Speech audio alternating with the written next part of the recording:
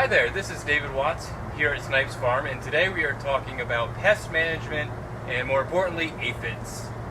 And right now we are in the high tunnel. If you remember the last time you saw me, we were in the same high tunnel and we planted these beautiful tomatoes and we talked about all the important things that can go into it.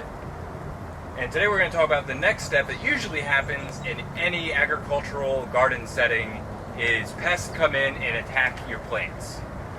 And the reason that happens is a lot of the times we think that agriculture and our actions as people is completely separate from nature, when that just isn't the case. There's a lot of insects, rodents, deer, you name it, that love the same kind of foods that we like, which is why they gravitate towards our precious, in this case, tomato plants. And so what we decided to do is called integrated pest management, is the practice, which is when you identify a pest that is attacking your crops, figuring out its life cycle and how to prevent it or remove it from your crop. So that's what we're going to talk about. So aphids are the most common agricultural pests. They cause billions and billions of dollars in damage all over the world. And aphids are so harmful because their population grows rapidly. They can live on a wide variety of plants, and the damage they do is pretty harmful. So aphids can usually be found on new growth of plants, but more so underneath leaves. Aphids in this part of Pennsylvania and the Delaware Valley are usually the red aphid, which is a pure red color, the peach aphid, which is an orange color, green aphids, which are a little bit harder to see because they're the same color as the underside of a tomato leaf, and black aphids, which are also pretty easy to see. Now, aphids are really interesting because they're one of the few insects that can have live births.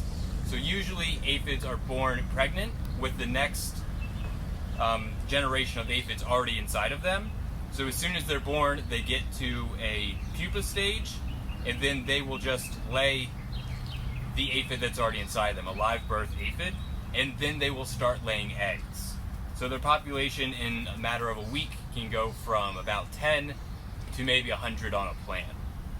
So it's important to catch them often, which is what scouting is for, which is when we go and actually monitor our crops often to make sure that there are no aphids on them. And if we do find them, what's the population?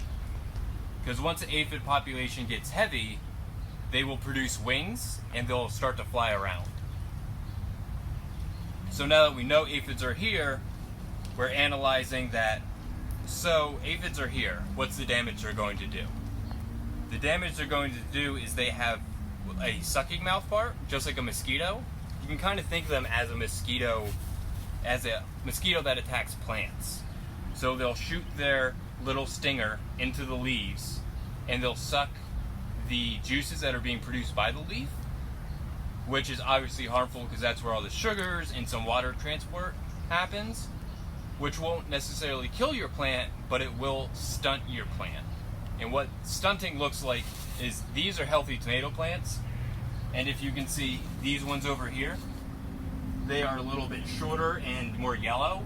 That's what stunting looks like. So now that we know what aphids are, the damage they do, and their life cycle, the next thing is, how do we get rid of them? And that can happen in a number of ways. The preferred one is let nature find it. The number one predator for aphids are ladybugs. Most people don't know that ladybugs are actually hunters, kind of like wolves. They'll go around in packs or just one by one, and they will actually go and eat aphids with a chewing mouth part. Same thing with the ladybug offspring, which is usually harder to see because it's small and black and it kind of has a long body. And then they will do a lot of the damage to aphids as well, and usually if they find them in time, they will get rid of them. But let's say nature's not catching up with the aphids. In a home setting, what I found to be best is if you take warm water, put it in a bottle or a glass, and then mix soap with it. Like if you have a normal hand soap at your house, do one pump, of that normal hand soap, mix it in till it gets kind of sudsy, and spray or just dump the water solution, the soapy solution, onto the plant, preferably onto the underside where the aphids live. And what that does is it actually suffocates the aphids, because aphids have little tiny holes in their skin that allows them to breathe.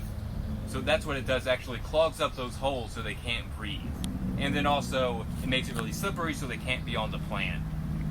That's the most common and completely organic way to get rid of aphids in a normal setting. So then here at Snipes Farm, because it's on a larger scale, we use several different organic pesticides that are made from naturally occurring either plant hormones, or sometimes it's just adding a clay or something onto a plant that it doesn't like, all of which is completely organic. Pesticides are the number one thing that makes a production organic, because a lot of people have trouble with Roundup or very conventional herbicides or pesticides. Here at Snipes, we just use completely organic pesticides, which are trialed through the USDA and certified organic. So that is generally what integrated pest management looks like here at Snipes Farm, specifically with aphids. And these are all things that you can apply to your own garden at home.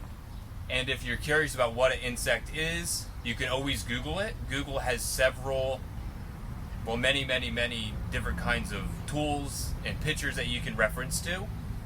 And of course, most gardening centers, you will have someone on staff to ask questions to, or just come by the market and you can ask myself, Victoria, or anyone else that is on hand that is part of the farm team.